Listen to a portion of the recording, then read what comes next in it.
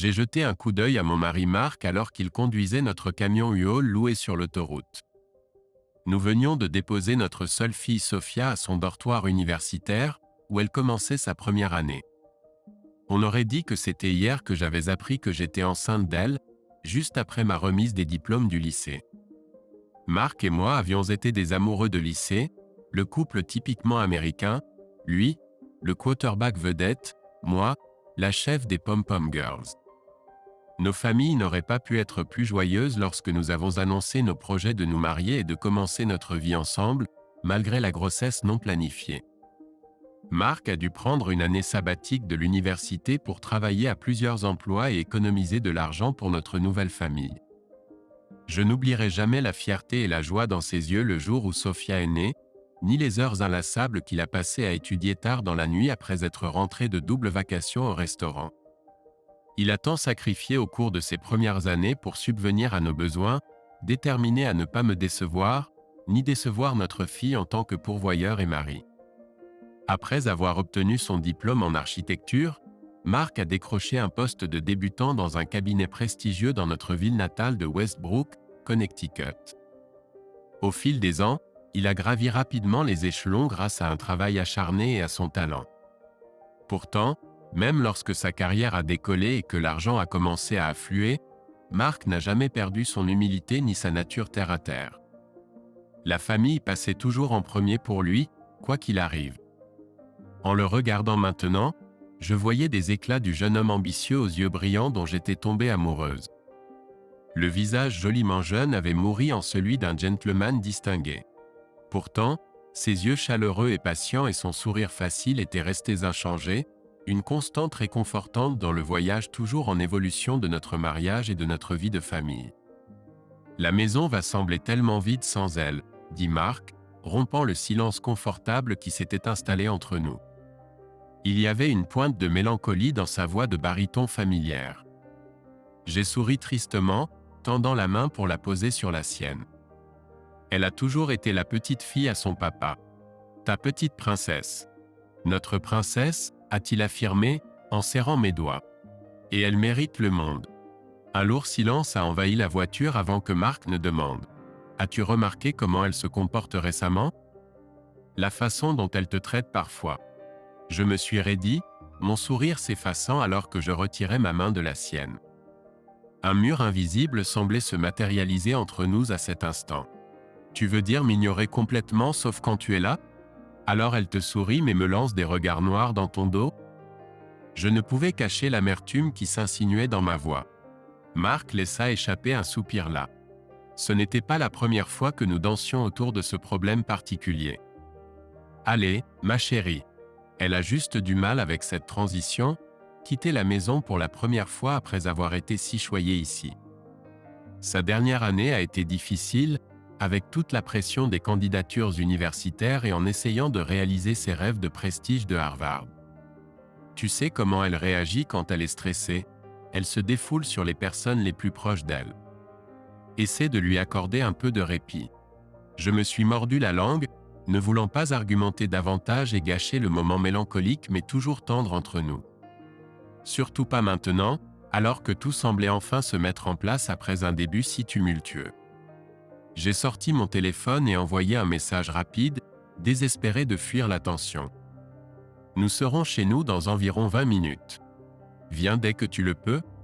Une réponse a retenti moins d'une minute plus tard. Impatiente de te voir, magnifique. J'arrive bientôt. J'ai souri en moi-même, cette vieille excitation familière dansant sur ma peau. 15 ans de mariage, et pourtant la promesse d'un rendez-vous imminent me faisait toujours sentir comme une adolescente éperdument amoureuse. C'est qui? De la part de Sophia? Demanda Marc, me regardant curieusement. Non, c'est Maggie, ai-je menti avec aisance, le mensonge glissant de ma langue avec une habileté bien rodée. Elle demandait comment Paul gérait les quarts de nuit au commissariat. Apparemment, il fait beaucoup d'heures supplémentaires ces derniers temps avec cette grosse affaire sur laquelle il travaille et elle se sent négligée. Maggie et Paul Davis étaient notre couple d'amis le plus proche, réunis par l'expérience partagée d'être des amoureux de lycée comme Marc et moi. Paul avait été la star du football américain de l'équipe de Marc, tandis que la pétillante et effervescente Maggie avait été l'une de mes camarades Pom-Pom Girls. Notre chimie avait été instantanée dès le moment où nous avions été présentés pour la première fois lors d'une fête.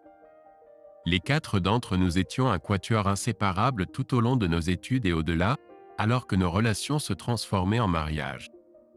Eh bien, elle savait dans quoi elle s'engageait en épousant un détective, remarqua Marc avec un haussement d'épaule. Son travail doit passer en premier parfois, surtout quand il est sur le point de résoudre une grosse affaire importante comme celle-ci.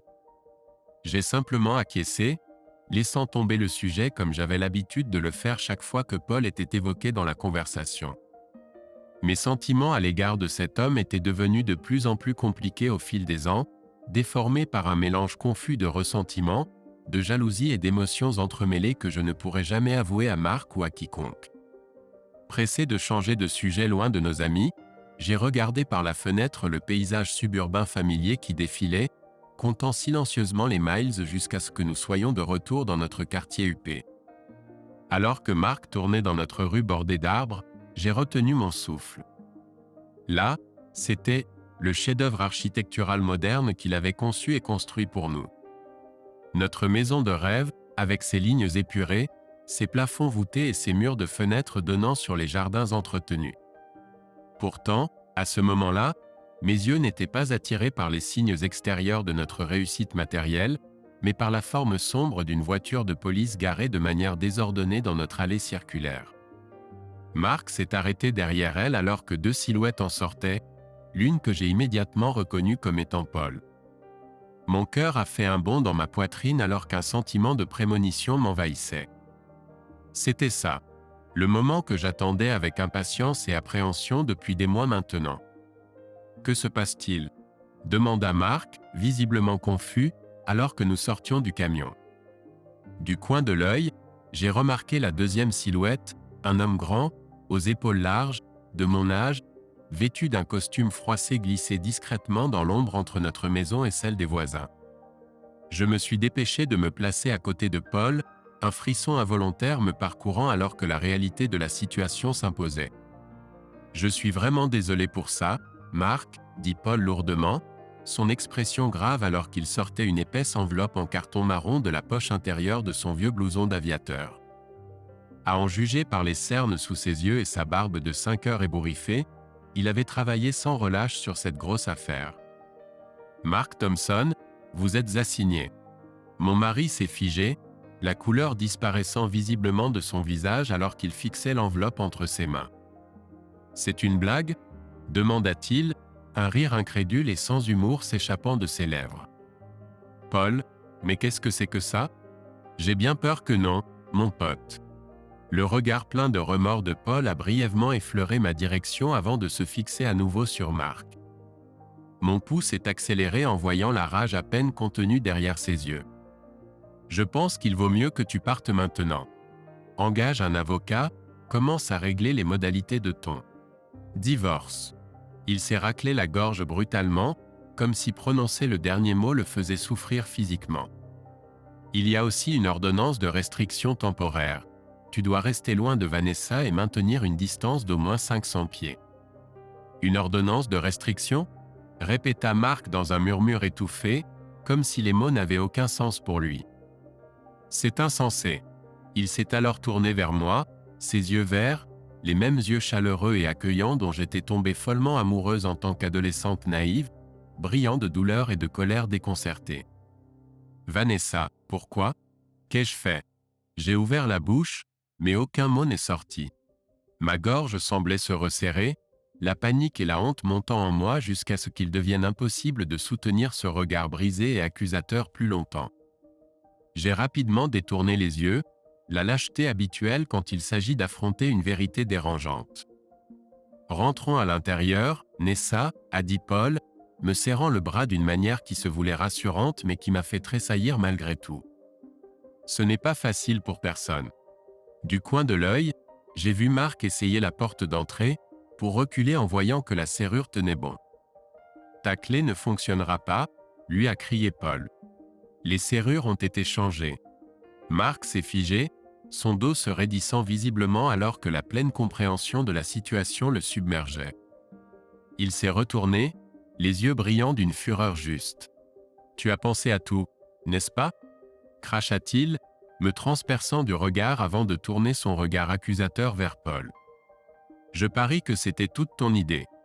Chuchoter à l'oreille de Vanessa, la retourner contre moi. Je savais toujours que tu étais jaloux de ce que nous avions.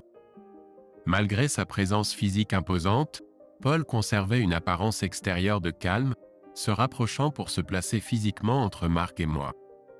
Je vais demander à l'un de mes gars de t'escorter pour que tu puisses faire ta valise, dit-il d'une voix mesurée et autoritaire, typique de flic. Mais ensuite, tu devras partir, Marc. Ne complique pas les choses plus qu'elles ne le sont déjà. Je regardais en silence, engourdi et détaché, alors que Marc était conduit à l'intérieur par un officier en uniforme.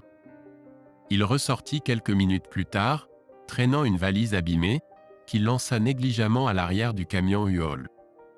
Il déchira l'enveloppe en carton, ses yeux parcourant rapidement le contenu. « Tu ne peux pas être sérieux, » dit-il, me regardant avec incrédulité, ses traits ciselés exprimant le désarroi. « Tu t'attends à ce que je te donne la moitié de tout? Mon entreprise, nos économies, la maison, ta voiture?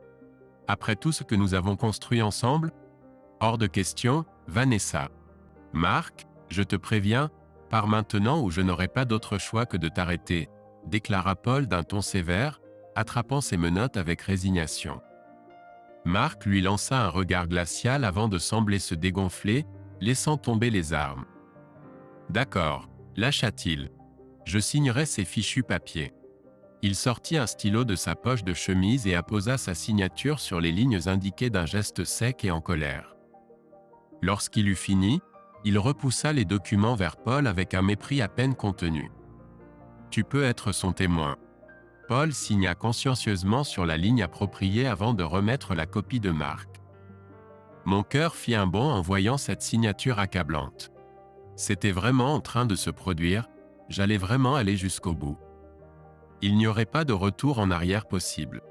Je ressentis un frisson de triomphe et quelque chose d'autre.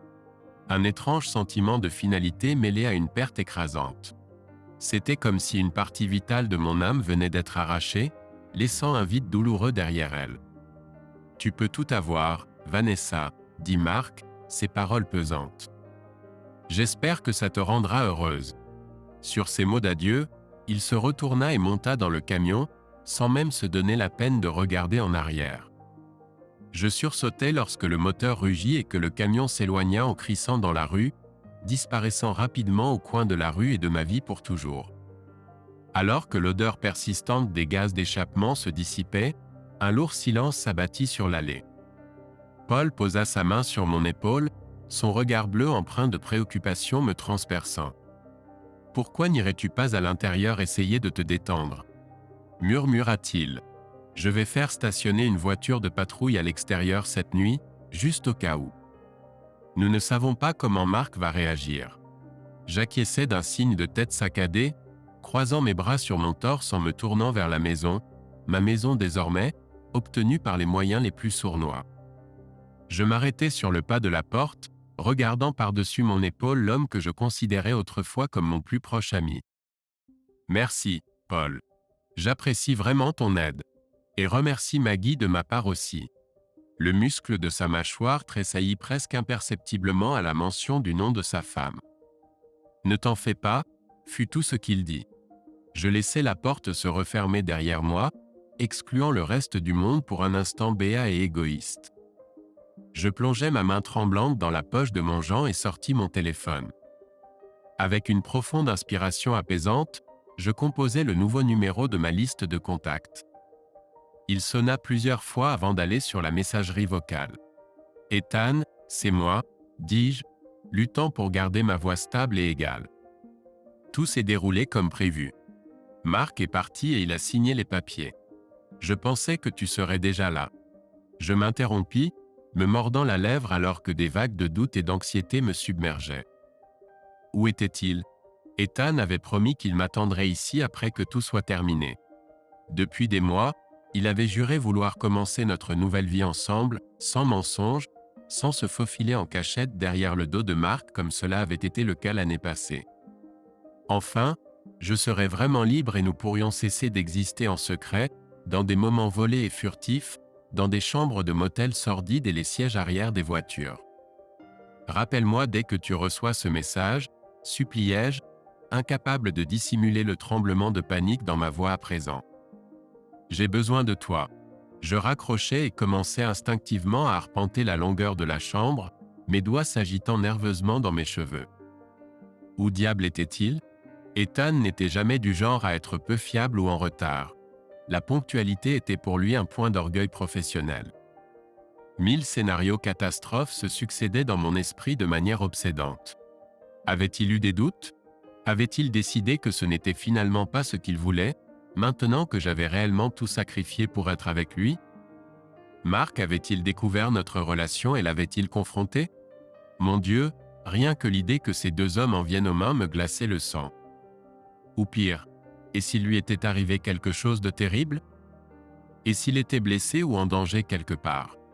Je repoussais violemment les pensées sombres et tourbillonnantes, m'effondrant sur le bord du lit alors que des nausées me tordaient les entrailles.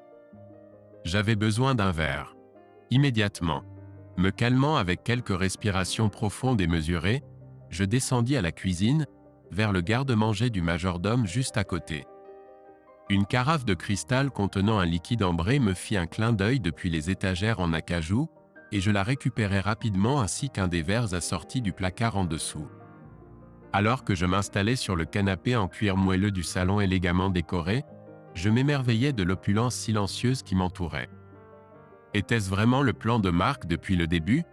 Me rendre si habitué à un certain style de vie luxueux que l'attrait de le maintenir me pousserait à le trahir? Une partie tordue de moi devait admirer le génie subversif de tout cela, d'une manière tragiquement ironique. J'avais vendu mon âme de mon propre gré, mais il avait habilement agité l'appât. Alors que la première gorgée de vin brûlait en descendant dans ma gorge, mon regard se posa sur le grand tableau abstrait accroché au-dessus de la cheminée. Un original Jackson Pollock, je savais, l'une des pièces les plus précieuses et précieuses de la collection privée de Mark. Les tourbillons chaotiques et les éclaboussures de couleurs semblaient se moquer de moi, une représentation défiant de la turbulence qui bouillonnait en moi.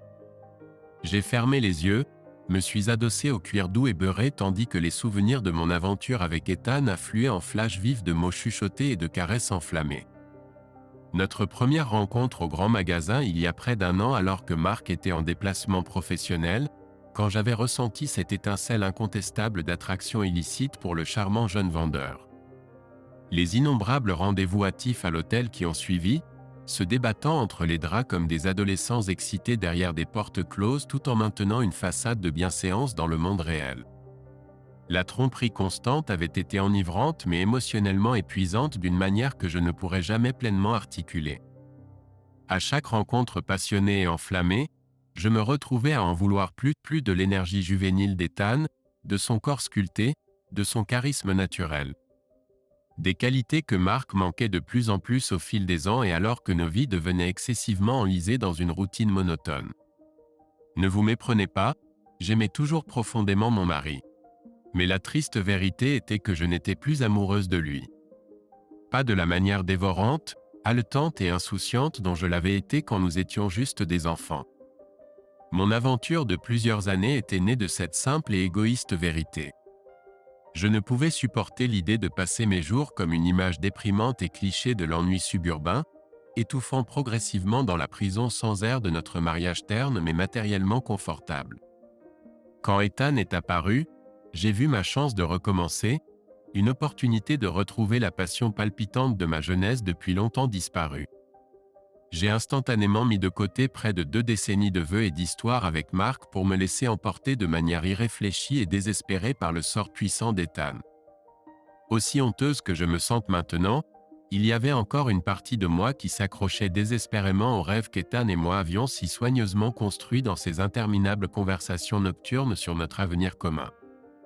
Il promettait que nous parcourions le monde à ses frais, vivant une vie insouciante d'excitation et d'aventure, tout ce que ma vie avec Mark n'avait pas été depuis si longtemps maintenant.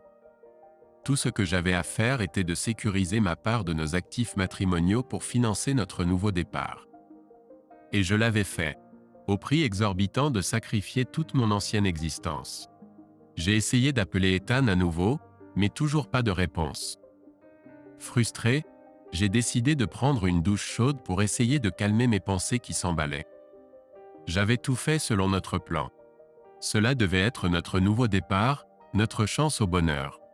Il ne pouvait pas simplement disparaître maintenant. N'est-ce pas? Après ma douche, j'ai vérifié mon téléphone à nouveau. Rien.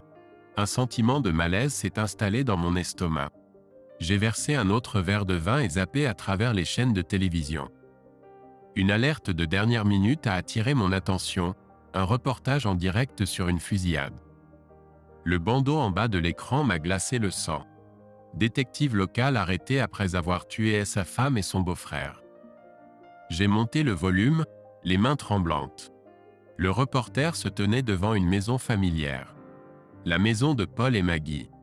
Dans un retournement choquant des événements, le détective Paul Davis a été placé en garde à vue pour les tirs mortels sur sa femme, Margaret Davis, et son beau-frère, Thomas Wilkins.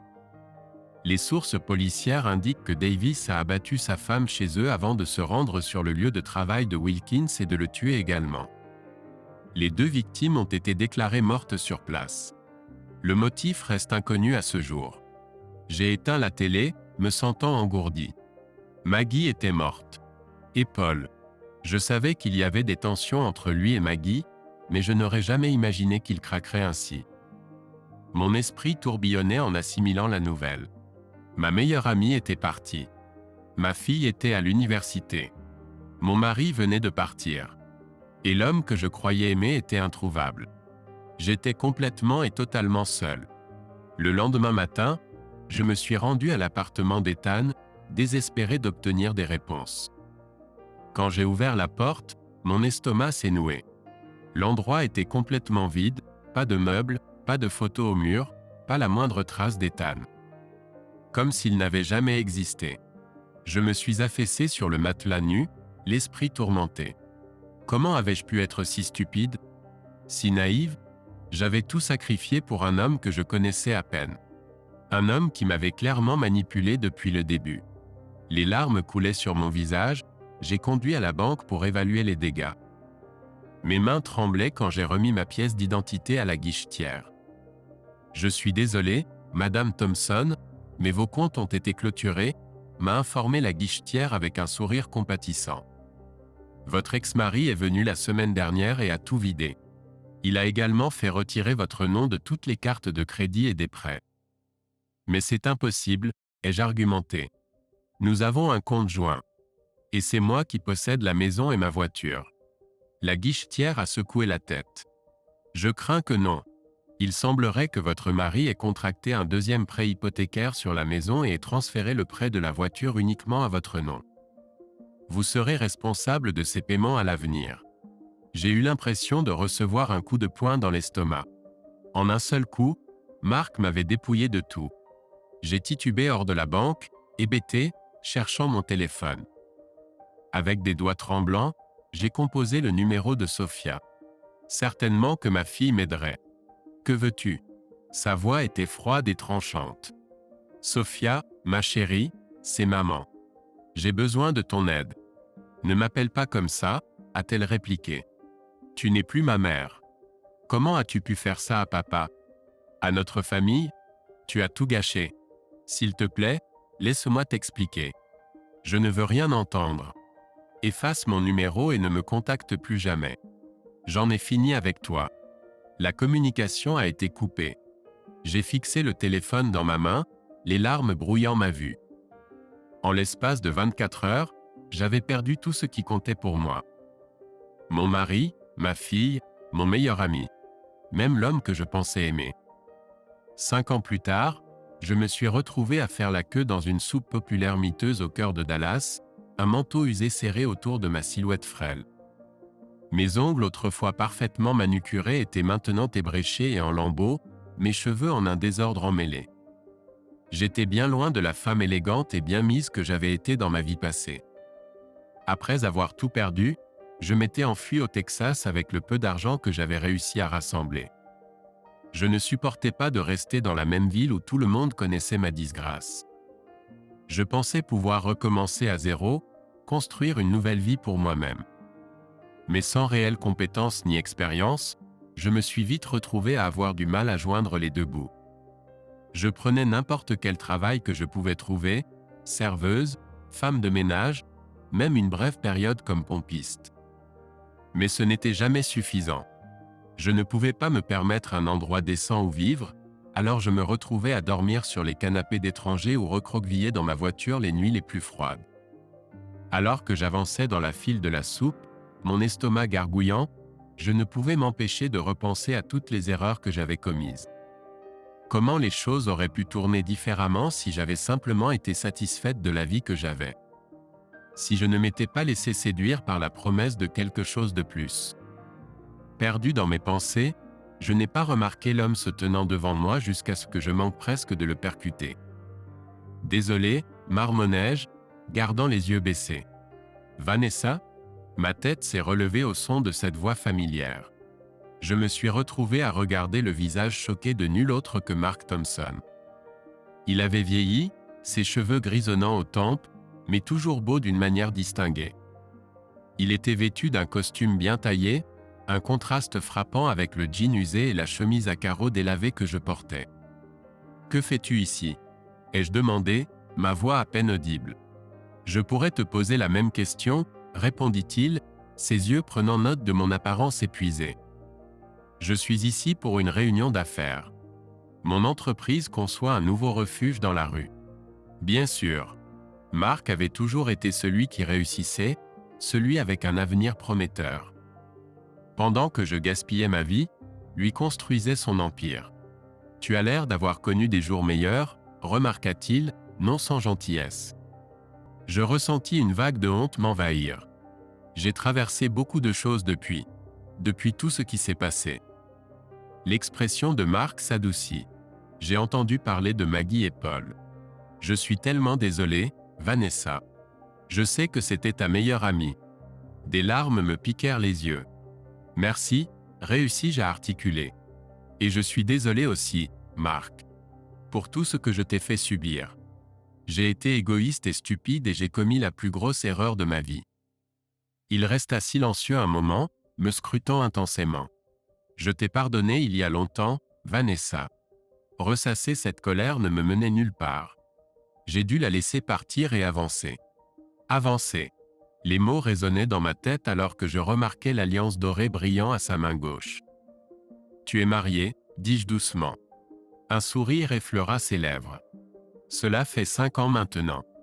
Lila est une femme extraordinaire. Elle a été une merveilleuse mère pour Sophia. Sophia, soufflai-je. Comment va-t-elle? Est-ce qu'elle me demande parfois? Le sourire de Mark s'effaça. Je ne vais pas te mentir, Vanessa. Ce que tu as fait lui a vraiment fait du mal. Il lui a fallu beaucoup de temps pour retrouver confiance, pour laisser Lila entrer dans sa vie. Mais elles sont très proches maintenant. Sophia vient de terminer ses études à Columbia avec mention. La fierté et la douleur se disputaient dans ma poitrine. Ma petite fille, devenue adulte. Une réussite à part entière. Et j'avais tout manqué.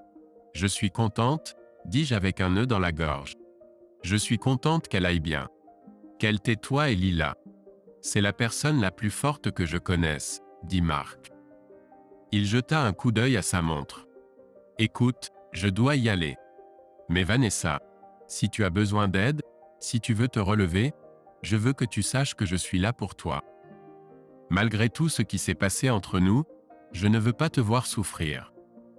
Il plongea sa main dans sa poche et sortit une carte de visite, la pressant dans ma paume. C'est le numéro d'un refuge pour femmes dirigé par une amie à moi. Ils peuvent t'aider à trouver un emploi, un logement.